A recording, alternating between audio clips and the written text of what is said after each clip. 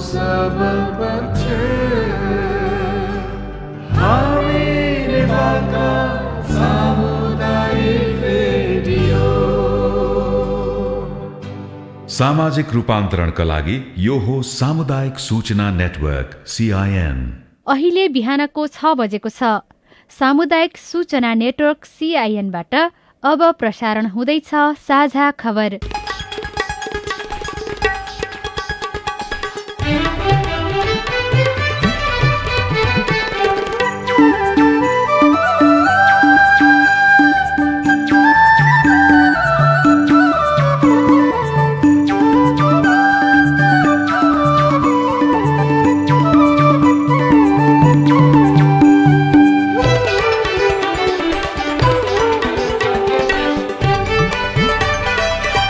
शुभ प्रभात। यो CIN को साझा खबर हो। गीता चिमोरियासँगै राजन रुचालको तपाईलाई स्वागत छ। सामुदायिक रेडियोबाट देशैभरि एकैसाथ प्रसारण भइरहेको साझा खबर CINखबर.com र मोबाइल एप CIN-बाट पनि सुन्न सकिन्छ। आज 2077 साल असोज 5 गते सोमबार सेप्टेम्बर 21 तारिक सन् 2020 नेपाल सम्वत 1140 आश्विन शुक्ल पक्षको चतुर्थी तिथि। आज विश्व शान्ति दिवस, विश्व अल्जाइमर्स दिवस पनि आजै। साझा खबरमा प्रमुख खबरका शीर्षकहरू। मन्त्री परिषद हेरफेरबारे नेकपामा बहस, विभिन्न विकल्पबारे छलफल। 11 वर्षमा 35 अर्ब अवैध ओसार पसार, नेपालका 9 बैंक र 10 कम्पनीको संलग्नता। कोरोना मुक्त हुनेको संख्या 46,000 नाग्यो। अब आइसोलेसन व्यवस्थापनको जिम्मा स्थानीय सरकारलाई। सरकारी कार्यालय कोरोना संक्रमण केन्द्र बन्ने खतरा। आजदेखि आन्तरिक उडान खुल्ने, 25% मात्रै उडान अनुमति। बाँकेमा 2 महिनाको अवधिमा 7 जना सुत्केरीको मृत्यु। निजी विद्यालयका 95% शिक्षक कर्मचारीले 6 महिनादेखि तलब पाएनन्। भारतमा कृषि सम्बन्धी विधेयकलाई लिएर विवाद। बेलायतमा आइसोलेसनमा नबस्नेलाई 15 लाखसम्म जरिवाना। र IPL क्रिकेटमा पन्जाब विरुद्ध दिल्ली सुपर ओभरमा विजयी। आज बेंगलोर र हैदराबाद बीच प्रतिस्पर्धा हुने।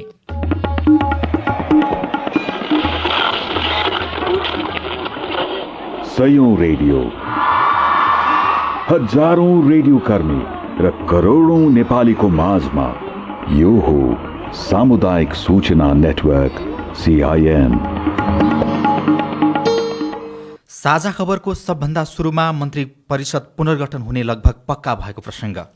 पार्टी विवाद समाधानसँगै नेकपा मन्त्री परिषद पुनर्गठनको एजेन्डामा प्रवेश गरेको छ। स्थायी समितिले यो सरकारको बाँकी कार्यकाल 2.5 वर्ष प्रधानमन्त्री केपी शर्मा ओलीले नै नेतृत्व गर्ने टुङ्गो लगाएपछि मन्त्री हेरफेरको तयारी भएको हो। प्रधानमन्त्री ओलीले नै हिजो पहिलो पटक सचिवालय बैठकमा यो विषय प्रवेश गराउनु भएको छ। सचिवालय बैठक हिजो पार्टीको जनवर्गीय संगठनको कार्यालय पेरिस डाँडा कोटेश्वरमा बसेको थियो। बैठकपछि प्रवक्ता नारायण काजी श्रेष्ठले मन्त्री परिषद पुनर्गठनबारे सैद्धान्तिक छलफल मात्रै भएको बताउनु भएको थियो। ओली नेतृत्वको मन्त्री परिषद पुनर्गठन हुने लगभग पक्का भए पनि को हट्ने, को मन्त्री बन्ने भन्ने विषयमा भने छलफल हुने बाँकी रहेको नेताहरूले बताएका छन्। हिजोको सचिवालय बैठकमा नेताहरू सरकारलाई प्रभावकारी बनाउन मन्त्री परिषद पुनर्गठन गर्ने निष्कर्षमा पुगेका हुन्। बैठकमा प्रधानमन्त्री एवं पार्टीका अध्यक्ष केपी शर्मा ओलीले मन्त्री परिषद पुनर्गठनको 3 विकल्प पेश गर्नुभएको स्रोतले जनाएको छ।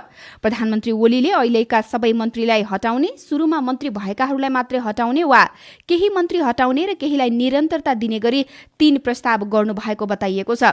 बैठकमा अर्का अध्यक्ष पुष्पकमल दाहाल प्रचण्ड सहित अधिकांश नेताले भने सबै मन्त्रीलाई एकैपटक हटाउन नहुने धारणा राखेका छन्। बैठकमा मन्त्रीमण्डल पुनर्गठनको आवश्यकता देखिएको र त्यस एजेन्डामा गम्भीरताका साथ छलफल भएको पनि बैठकपछि प्रवक्ता नारायण काजी श्रेष्ठले बताउनु भएको थियो। सबै मन्त्रीलाई हटाउने भन्दा पनि राम्रा काम गरेकाहरूलाई निरन्तरता दिनुपर्ने पक्षमा प्रचण्ड देखिनु भएको छ। वरिष्ठ नेता झलनाथ खनाल, उपाध्यक्ष वामदेव गौतम, नेता नारायण काजी श्रेष्ठ लगायतले पनि सबैलाई हटाउनु भन्दा राम्रा काम गरेका र योग्यलाई निरन्तरता दिनुपर्ने बताएका छन्।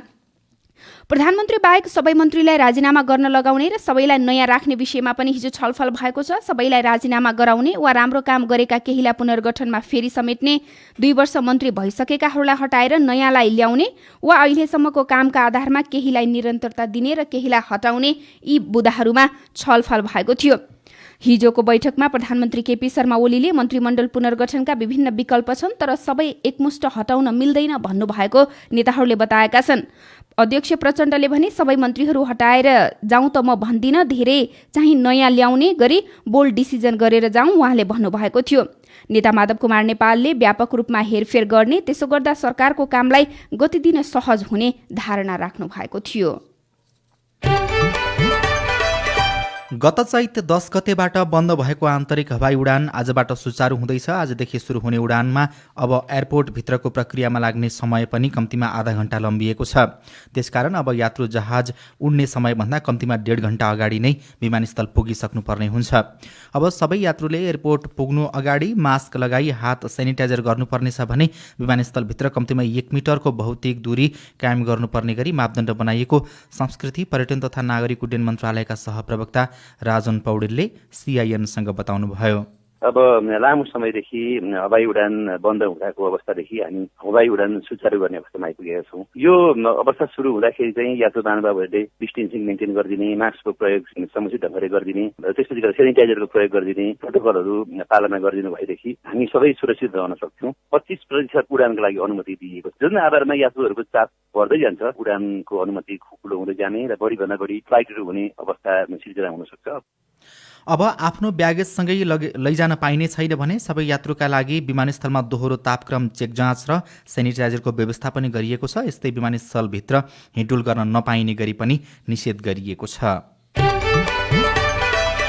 स्वास्थ्य तथा जनसङ्ख्या मन्त्रालयले आइसोलेसन व्यवस्थापनको जिम्मा स्थानीय तहलाई छोडेको छ। मन्त्रालयका प्रवक्ता डाक्टर जागेश्वर गौतमका अनुसार अस्पतालहरूमा लक्षण भएका कोरोना संक्रमितलाई मात्रै अब राखिनेछ।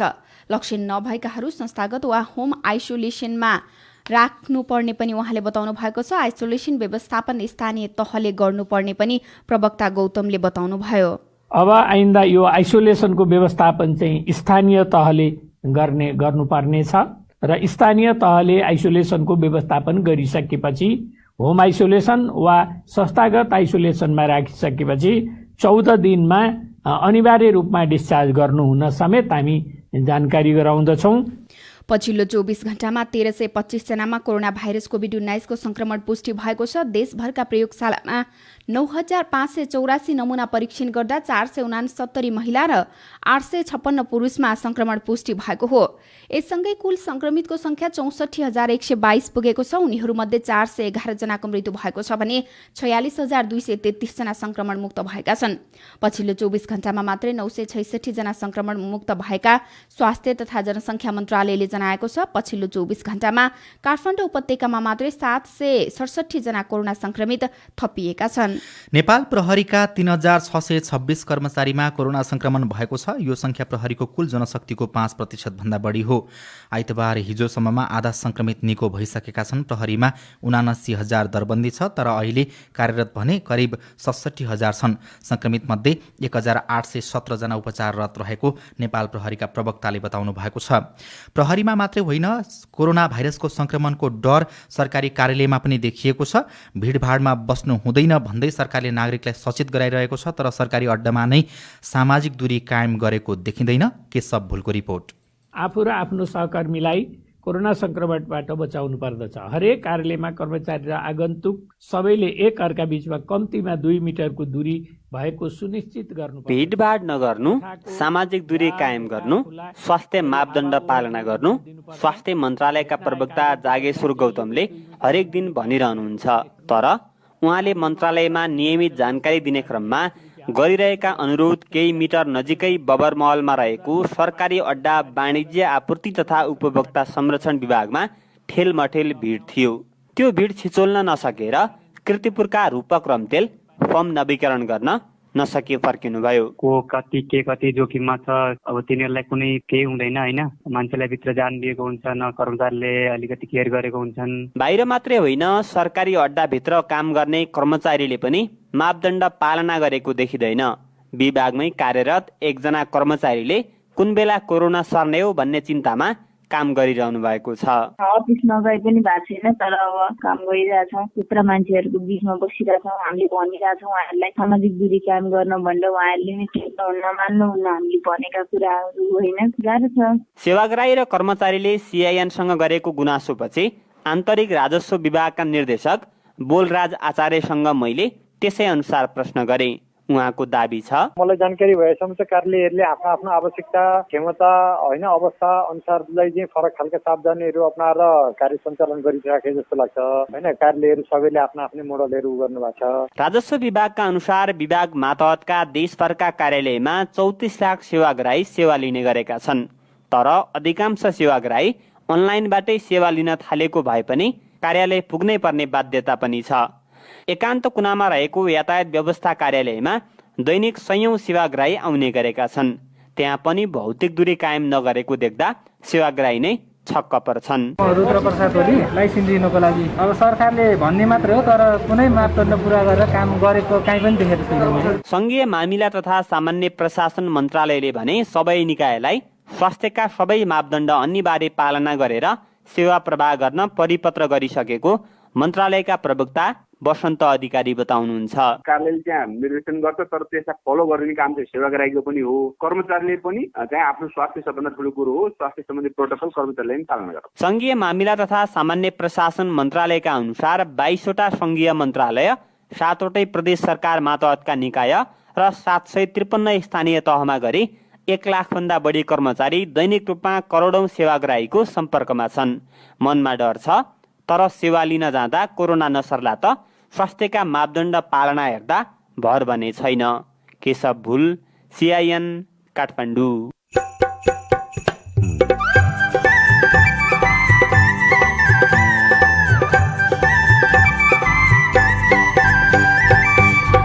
सामुदायिक सूचना नेटवर्क CIN मार्फत देशभरि प्रसारण भइरहेको साझा खबरमा बाढीले घर लग्यो, बाँसको चिन्ता, पाल पनि पाइएन। चिसो त अब भइराखेको त हजुर, अब के गर्ने। पाल पनि पाइएको छैन, तरकारी खेतीको लागि गर्ने टेन्टमा बसिरहेको। बाँकेमा 2 महिनाको अवधिमा 7 जना सुत्केरीको मृत्यु। निजी विद्यालयका 95% शिक्षक कर्मचारीले 6 महिनादेखि तलब पाएनन् लगायतका खबर बाँकी नै छन्। CIN को साझा खबर सुन्दै गर्नुहोला। ए छोरी हो, नरौ न, अहिले समय नै त खराब छ। विदेशको रोजगारी यही बेला गयो, ऋण कसरी तिर्ने भन्ने पिरले बाउ त्यस्ता भएका। सधैँ यस्तै त नहोला नि। लाग्यो जागिरी गयो भन्दैमा दिनै झगडा गरेको छ, तपाईँलाई कुटेको छ। एकातिर कोरोनाको डर, घरमा दिनै कुरोदाको कति सहनु आमा। नरौ बहिनी, बुबालाई फेरि एकपटक सम्झाउँ, सुधार्ने प्रयास गरौँ। त्यति गर्दा पनि केही सिप लागेन भने घरेलु हिंसा विरुद्ध उजुरी गरौँला।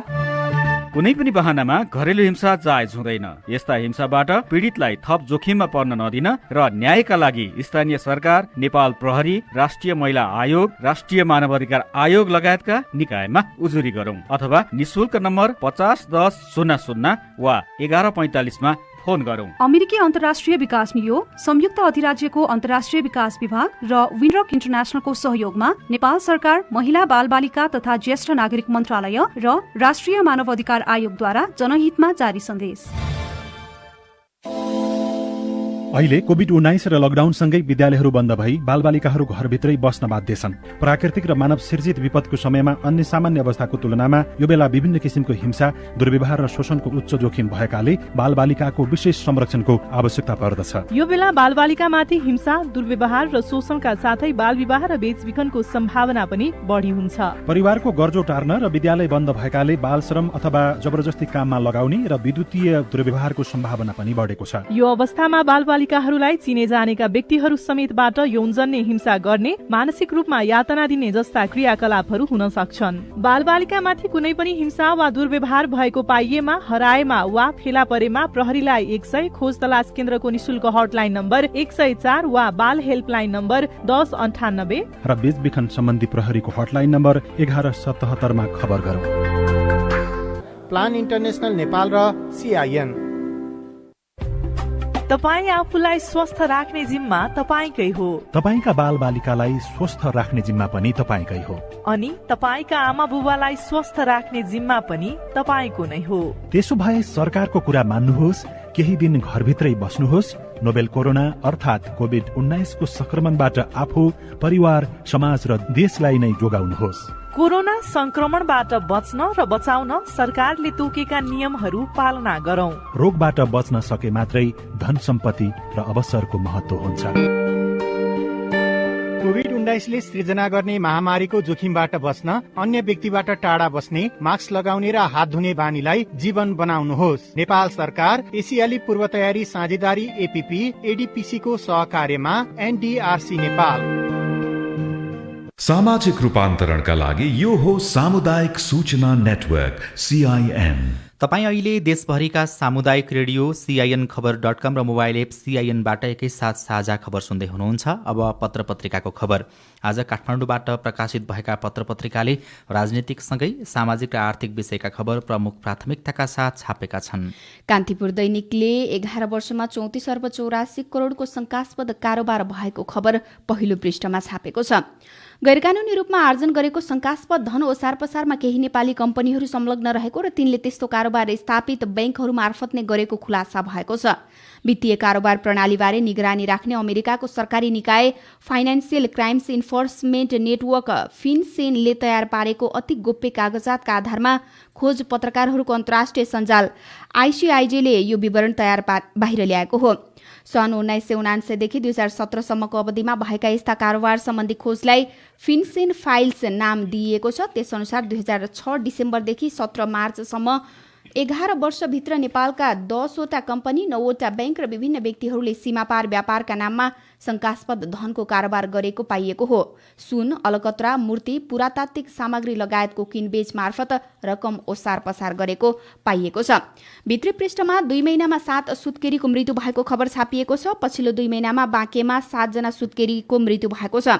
कोरोना महामारीका कारण नियमित स्वास्थ्य परीक्षण र गर्भ जाँचबाट वञ्चित हुनुका साथै अस्पताल ल्याउन ढिलाइ हुँदा उनीहरूको मृत्यु भएको हो। जानकी गाउँपालिकामा मात्रै 3 जना सुत्केरीको मृत्यु भएको छ। तीमध्ये 2 जना भेरी अस्पताल र 1 जना नेपालगञ्ज शिक्षण अस्पतालमा सुत्केरी भएका थिए। नेपालगञ्ज उपमहानगरपालिकाका 1 जनाको भेरी र अर्का 1 जनाको घरमै सुत्केरी हुँदा मृत्यु भएको छ। डुडुवा गाउँपालिकाका 1 सुत्केरीको भेरीमा र बैजनाथ गाउँपालिकाका 1 सुत्केरीको अस्पताल लैजाने क्रममा बाटोमै मृत्यु भएको स्वास्थ्य कार्यालयले जनाएको छ। 2 महिनामा यति धेरै सुत्केरीको मृत्यु हुनु असामान्य अवस्था भएको पनि स्वास्थ्य कार्यालयका प्रमुख धीरज जङ शाहले बताउनु भएको छ। ठाकुर सिंह थारूले नेपालगञ्जबाट खबर लेख्नु भएको हो। मेलम्चीको पानीको विषयको खबर पनि कान्तिपुरले भित्री पृष्ठमा छापेको छ। 1 वर्ष अघि 97% काम सकिएको भनिएको बहुप्रतीक्षित मेलम्ची खानेपानी आयोजनाको पानी राजधानी ल्याउन अझै कम्तीमा 6 महिना लाग्ने भएको छ। गत असारको अन्तिम साता पानी परीक्षणका क्रममा भत्किएको सुरुङको ढोका मर्मत र जडान गर्न ढिलोमा फागुनसम्म लाग्ने आयोजनाले जनाएको हो। त्यसपछि पुनः परीक्षण सकेर पनि सुरुङको प्राविधिक प्रक्रिया पूरा गर्न थप समय लाग्ने आयोजनाले जनाएको छ। नयाँ पत्रिका दैनिकमा बोक्सी बकाउन मध्यरातमा मन्दिरमा पञ्चायती शीर्षकको खबर पहिलो पृष्ठमा छापिएको छ। रातको 12 बजे सिराहाको नवराजपुर गाउँपालिका 5 कुर्सुण्डी स्थित शिव मन्दिरमा गाउँका अगुवाको पञ्चायती बस्यो। एजेन्डा थियो स्थानीय धर्मनाथ यादवकै छोरी बिरामी भएकीले दोषीलाई सजाय दिने। सीमावर्ती भारतीय गाउँ तोरियाहीबाट आएका 1 जना झाँक्रीले स्थानीय महिला मूर्तिदेवी बोक्सी भएको ठहर गरिसकेका थिए। दोषीलाई सजाय दिन र गाउँमा सुख र शान्ति स्थापना गर्न यो पञ्चायती डाकिएको थियो। गाउँबाट झाँक्रीले आएर झारफुक गराएका थिए। बोक्सी बकाउन मध्यरातमा मन्दिरमा पञ्चायती बस्यो। कुटपिट गरी मलमूत्र खुवाइएकी महिला अहिले अस्पतालमा हुनुहुन्छ, गम्भीर घाइते हुनुभएको छ। गाउँमा मान्छे पोखरीमा डुबेको र चट्याङ लागेर मृत्यु भएको दोष दिँदै शिव मन्दिर परिसरमा महिलालाई कुटपिट गर्ने समाज न त कानुनसँग डरायो न त भगवानसँग डरायो। लकडाउनमा मात्रै मधेसमा 10 जना महिलालाई बोक्सीको आरोपमा दुर्व्यवहार भएको छ। धनुषाको कमला नगरपालिका 7 हथमुण्डामा बस्ने 70 वर्षका देविका देवी सहनीलाई गत 30 भदौमा 7 जना छिमेकीले बोक्सीको आरोपमा कुटपिट मात्रै गरेनन्, गोबर खुवाउने प्रयास समेत गरे। यी घटनाहरूबाट मधेसमा चेतनाको स्तर कस्तो छ भन्ने कुरा प्रष्ट भएको खबरमा भनिएको छ। त्यस्तै नयाँ पत्रिका दैनिकको भित्री पृष्ठमा निजी विद्यालयका 95% शिक्षक कर्मचारीले 6 महिनादेखि तलब नपाएको खबर छापिएको छ। विद्यार्थीको उज्जवल भविष्यको लागि ज्ञान र आदर्श बाँड्ने निजी विद्यालयका शिक्षक 6 महिनादेखि तलब नपाउँदा गुजारा चलाउन नसक्ने अवस्थामा पुगेका छन्। निजी विद्यालयमा कार्यरत करिब 2 लाख शिक्षक कर्मचारी मध्ये 95%ले कोरोना प्रसार रोक्न लकडाउन घोषणा भए ता तलब पाएका छैनन्। मेहनतपूर्वक ज्ञान र आदर्श सिकाउने शिक्षक नै चरम पीडामा परेका छन्। शिक्षकले अनलाइन कक्षाका लागि ऋण खोजेर मोबाइल र ल्यापटप किने, तर विद्यालयले न्यूनतम तलब समेत नदिएको खबरमा भनिएको छ। नेपाल समाचार पत्र दैनिकले गौतम विरुद्ध सर्वोच्चमा 3 रिट परेको खबर पहिलो पृष्ठमा छापेको छ। प्रतिनिधि सभाको निर्वाचनमा पराजित भएका नेकपाका नेता वामदेव गौतमलाई राष्ट्रिय सभाको सदस्यमा मनोनित गर्ने कार्य संविधान विपरीत भएको दावी गर्दै आइतबार सर्वोच्च अदालतमा छुट्टाछुट्टै 3वटा रिट निवेदन पेश भएको छ। सर्वोच्च अदालतका एक कर्मचारीका अनुसार ती रिट निवेदन दायर गर्ने वा दरपीठ गर्ने भन्ने सम्बन्धमा विचाराधीन अवस्थामा छन्। राजधानी दैनिकले कांग्रेस महाधिवेशन अन्यलको खबर पहिलो पृष्ठमा छापेको छ। नेपाली कांग्रेसका वरिष्ठ नेता रामचन्द्र पौडेलले 13औं महाधिवेशनमा कायम प्रतिनिधिबाट आगामी 14औं महाधिवेशन गर्न सकिने प्रस्ताव अगाडि सार्नु भएको छ। क्रियाशील सदस्यता वितरण र नवीकरणको म्याद सुरु नहुँदै प्रभावित भएपछि वरिष्ठ नेता पौडेलले तोकिएकै मितिमा महाधिवेशन गर्न यस्तो प्रस्ताव अघि सार्नु भएको हो। पौडेलले सो प्रस्ताव केन्द्रीय समिति बैठकमा समेत लैजाने तयारी गर्नुभएको छ। नागरिक दैनिकले राहत कोष कार्यविधि मन्त्री परिषदमा शीर्षकको खबर छापेको छ। कोभिड-19बाट प्रभावित उद्योगी व्यवसायीलाई राहत दिन ल्याइएको 50 अर्ब रुपैयाँ राहत कोषको कार्यविधि मन्त्री परिषदमा पुगेको छ। कार्यविधिमा प्रभावित उद्योगले मजदुर कर्मचारीलाई तलब दिन मात्र कोषबाट लिएको कर्जा प्रयोग गर्न पाउने स्पष्ट व्यवस्था गरिएको छ। तलब सुविधा बाहेक अन्य कुनै प्रयोजनका लागि कोषबाट लिएको रकम प्रयोग गर्न पाइने छैन। अनि सबै पत्र पत्रिकाले चीन र नेपालबीच अब व्यावहारिक सहयोग हुने चीनिया राष्ट्रपतिको शुभकामना सन्देशको खबर छापेका छन्। चीनिया राष्ट्रपति सी जिनपिङले चीन र नेपालबीच व्यावहारिक सहयोगलाई थप विकास गर्ने जनाउनु भएको छ। संविधान दिवसका अवसरमा हिजो समकक्षी विद्यादेवी भण्डारीलाई शुभकामना सन्देश पठाउँदै सीले आपसी सम्बन्धलाई उच्च प्राथमिकतामा राखेको बताउनु भएको हो। अब प्रस्तुत छ कोरोना क्याप्सुल।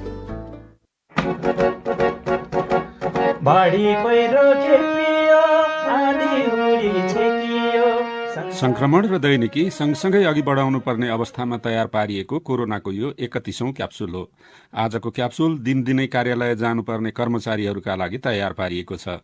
क्याप्सुलका डोजहरू दिँदै हुनुहुन्छ इपिडिमियोलोजी तथा रोग नियन्त्रण महाशाखाका प्रमुख एवं virologist doctor Basudev Pandey. Corona क्याप्सुलको पहिलो डोज असामान्य अवस्थाको सामान्य दैनिकी बारे। दुईटा कुरा चाहिँ तयारी गरेर जान्छु। एउटा चाहिँ सानै भए पनि सेनिटाइजर साफमा राख्नु पर्यो। अर्को कुरा चाहिँ मास्कहरू राम्रोसँग लगाउनु पर्यो। अनि घरबाट निस्केपछि सकिन्छ भने त आफ्नै खालको, जस्तै बाइकमा जानु होला, कोही साइकलमा जानु होला, कोही आफ्नै गाडी छ भनेदेखि आफ्नैमा गऱ्यो भने सबभन्दा सजिलो भयो। अब पब्लिकमा जानुपर्ने हो भनेदेखि चाहिँ हेरेर हामी चाहिँ जाँदाखेरिमा गाडीलाई एउटा सिट मिलाएर कसरी भिडभाड गरेर गइदिनु भएन।